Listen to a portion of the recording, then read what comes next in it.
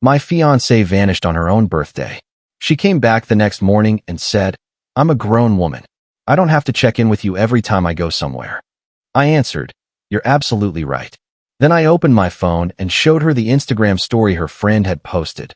Them at a luxury resort, champagne flowing, surrounded by men, and she was conveniently tagged in every slide.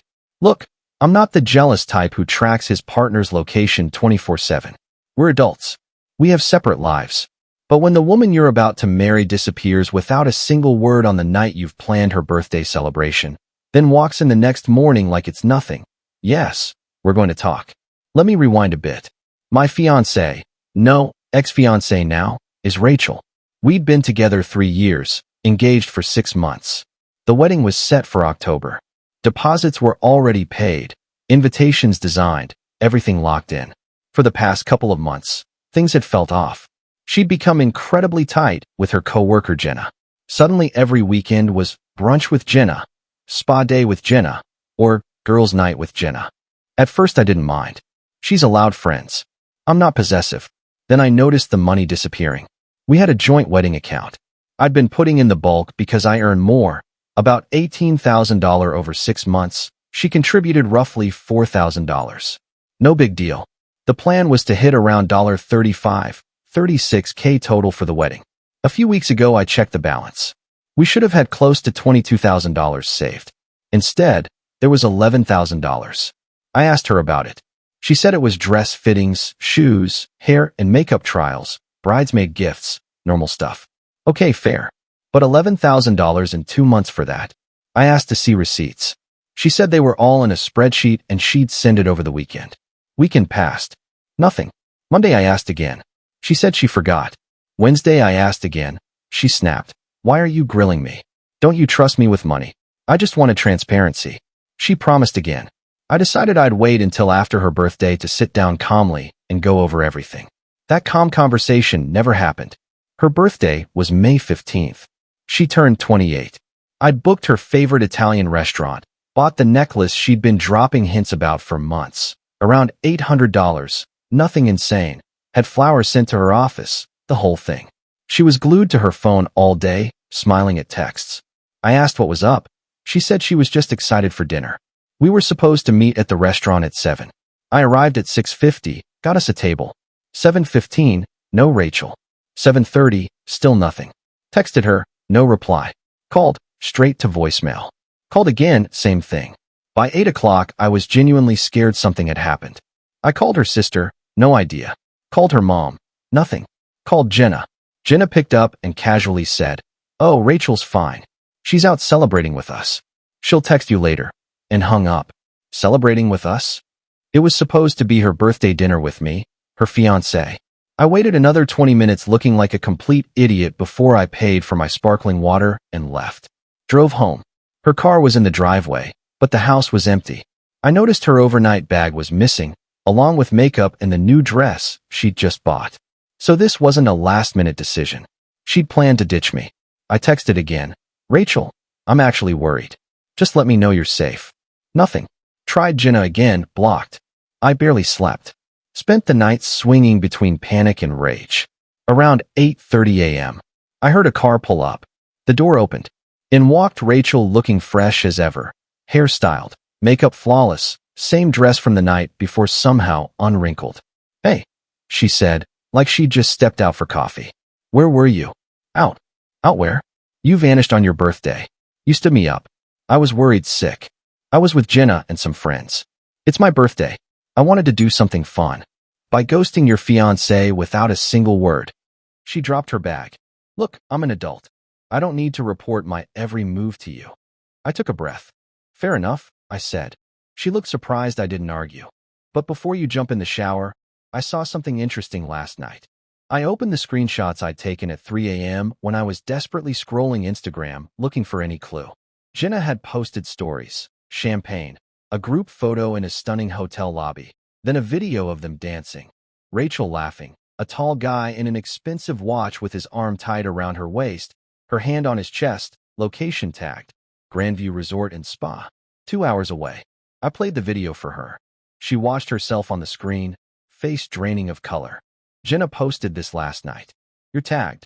Which means your mom, our families, everyone who got a save the date saw it too. Her hand flew to her mouth. Oh my God. This morning you walked in acting like everything's normal. So tell me, Rachel, what exactly am I looking at? We just went for drinks. Nothing happened. At a 5-star resort 2 hours away. You needed an overnight bag for drinks? We got rooms. Yes, but it was innocent. Who are those guys?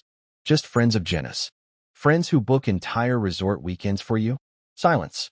Let me guess. They paid for everything. Rooms, dinner, drinks, the works. Sometimes these guys cover things. In exchange for what? Nothing. They just like having pretty girls around when they go out. It makes them look good. So you're professional company. It's not like that. Then explain it, because right now it looks like my fiancée has been living a secret life for months, funded by random rich men. She sat down, head in her hands. It started small. Jenna knew these guys from finance. One night, they said they'd take us to dinner if we joined them. It felt harmless. Then the places got nicer, private clubs, weekend trips. They always paid. It was nice being treated like that. By men who aren't the one you're supposed to marry. You don't take me places like that. I bought you an $800 necklace yesterday. I planned an entire birthday for you. I've been saving for our wedding while working overtime. I know. I messed up. Messed up? You lied to me for months. You stole from our wedding fund. I didn't steal. I pulled up the joint account on my phone and scrolled through 2 months of cash withdrawals. $3, $250, $2,500, 2 at $1,000 each.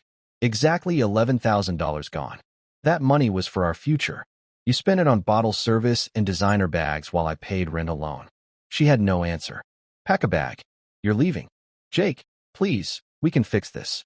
I'll cut Jenna off. I'll block everyone. I swear.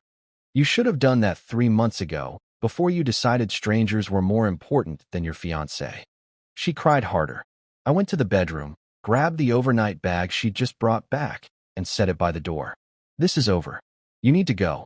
This is my home too. You're not on the lease. You've been living here rent-free because I covered everything. I'm asking you nicely to leave today, or I start the legal eviction tomorrow. Your choice. An hour later, her sister picked her up. As soon as the door closed, I started canceling the wedding. Venue, $3,500 deposit lost, but no further penalty. 5 months out was just outside the danger zone. Caterer, within the 120-day window, but they'd already ordered specialty items. $1,200 restocking fee, got $4,800 back. Photographer, kept $500 retainer, refunded $2,500. DJ, full refund, $1,500. Florist, lost $400 on non-refundable peonies, got $800 back. Cake, hadn't done the tasting yet, full $650 back. Invitations, caught them before printing, full $480 back. Total recovered, $10,730. Total lost, $3,500. Plus the $11,000 still in the account and avoiding another $15, $20K in upcoming costs. I saved myself roughly $30,000 and a lifetime of regret. I withdrew the remaining $11,000 from the joint account, closed it, and accepted that I was out the $7,000 she'd effectively stolen from my contributions. Canceled her authorized user card on my credit account. Found another $2,800 in recent charges I had to eat. Changed the locks. Blocked her everywhere. Her family tried this. She's devastated. She made a mistake. Routine. I didn't take the bait. 2 weeks later, she showed up at the door begging. I handed her the boxes of stuff I'd packed and closed the door. A month after that, I got a call from an unknown number. It was Connor, one of the guys from the resort weekend. He apologized profusely, said Jenna had told them all the girls were single, that they run a professional companionship thing, no sex required, just paid company for dinners and trips. He admitted Rachel and his friend Lucas disappeared to his room that night and didn't come back until morning. Confirmed what I already knew in my gut. Didn't change anything. We were already done. Last I heard, Rachel moved back with her mom, quit her job, got cut off by Jenna and the finance group once they learned she'd lied about being single. Apparently, even they have some boundaries. I kept the ring, sold it, took the 60% I got back, and finally went to Japan like I'd always wanted. About a year later, I met Elena.